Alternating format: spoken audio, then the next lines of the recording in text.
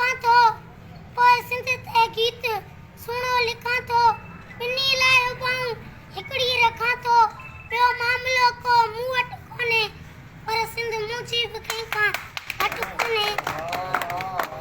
Stage ते वेठल मानवर महिमान ऐं पिंडाल में वेठल प्यारनि साथियुनि खे मुंहिंजे तरफ़ां अस्सलाम वालेकुम। दोस्तो अॼो को ॾींहुं असां सिंध लाइ ईद खां घटि कोन्हे।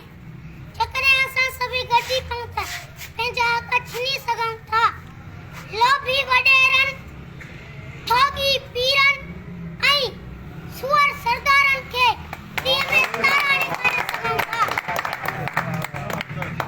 मज़लूम ऐं मिस्कीन न्याणियुनि जूं इज़तूं ऐं लॼूं बि बचाए सघूं था। असां वेगाना छो आहियूं छो सच जो साथ नथा ॾियूं।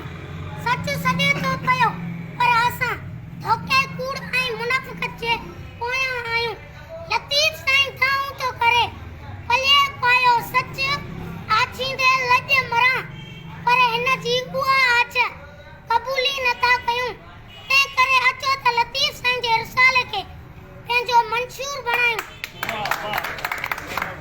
जे हिन पूरी इंसानियत लाइ ऐं ख़ासि सिंध लाइ दुआ कई त मोटी मांडराण जी वारे कयाई वार विॼूं वसण आयूं चोॾस ऐं चौधार के उथी वयूं इस्तंबोल ॾे के मिड़ियूं मग़रिब पार के चंकन चीन ते के लहन समर कंदे सार के रिमी वयूं रूम ॾे के काबिल के कंधार के दिल्ली के दखन के गुणन मथे गिरनार के जुबी जैसलमेर तां ॾिना बका नीर बका